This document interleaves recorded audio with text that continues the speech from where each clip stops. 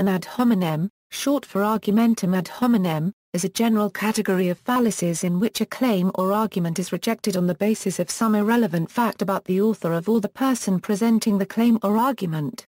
Fallacious ad hominem reasoning is normally categorized as an informal fallacy, more precisely as a genetic fallacy, a subcategory of fallacies of irrelevance. Ad hominem reasoning is not always fallacious, for example, when it relates to the credibility of statements of fact. Ad hominem arguments are the converse of appeals to authority, and may be used in response to such appeals.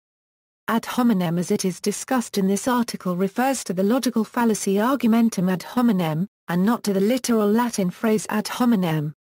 Types. Abusive. Abusive ad hominem usually involves attacking the traits of an opponent as a means to invalidate their arguments.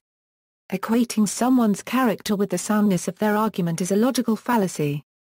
Mere verbal abuse in the absence of an argument, however, is not ad hominem nor any kind of logical fallacy. Ad hominem abuse is not to be confused with slander or libel, which employ falsehoods and are not necessarily leveled to undermine otherwise sound stands with character attacks. Circumstantial. Ad hominem circumstantial points out that someone is in circumstances such that they are disposed to take a particular position. Ad hominem circumstantial constitutes an attack on the bias of a source. This is fallacious because a disposition to make a certain argument does not make the argument false. This overlaps with the genetic fallacy. The circumstantial fallacy applies only where the source taking a position is only making a logical argument from premises that are generally accepted. Where the source seeks to convince an audience of the truth of a premise by a claim of authority or by personal observation, observation of their circumstances may reduce the evidentiary weight of the claims, sometimes to zero.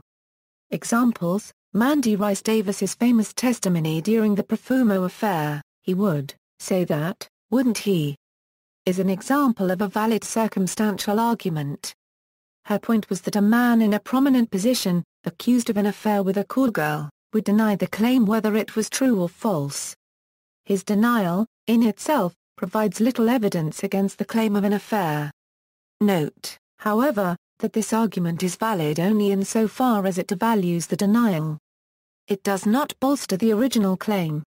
To construe invalid evidence of the denial as valid evidence of the original claim is fallacious.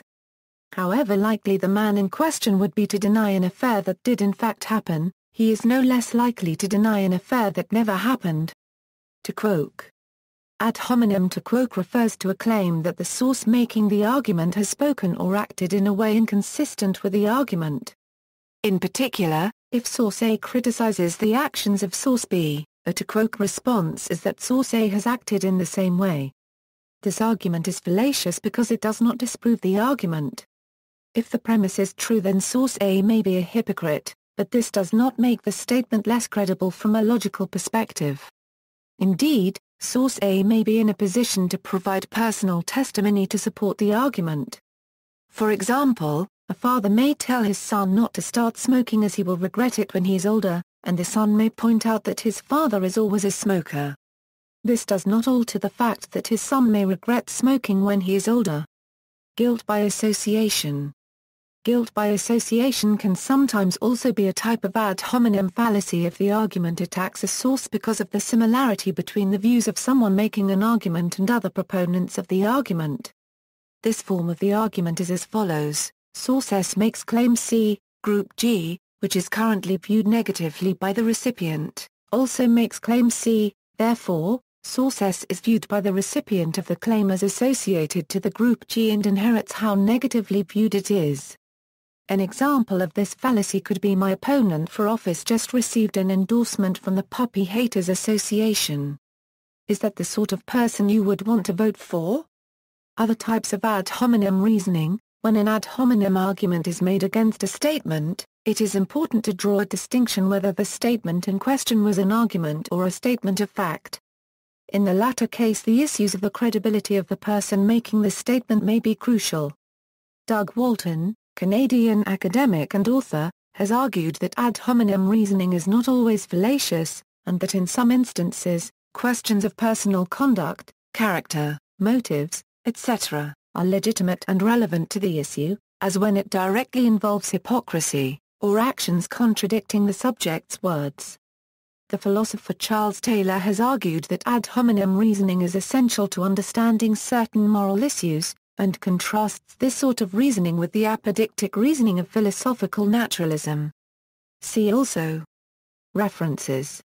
Further reading, Hurley, Patrick. A Concise Introduction to Logic. Wadsworth ppA 125 Euro 128, 182. ISBN A0-534-52006-5. Copy, Irving M. Cohen, Carl. Introduction to Logic ppA 97 Euro 100. Walton, Douglas. Ad hominem arguments. Tuscaloosa, University Alabama Presser. External links, ad hominem at Phil Papers, NYSCA.org, Fallacy ad hominem. NYSCA.org, Fallacy circumstantial ad hominem. Argumentum ad hominem, University of Winnipeg, Argumentation Schemes and Historical Origins of the Circumstantial ad hominem Argumenta PDFA, 70.2 KB, Logical Fallacies, ad hominem.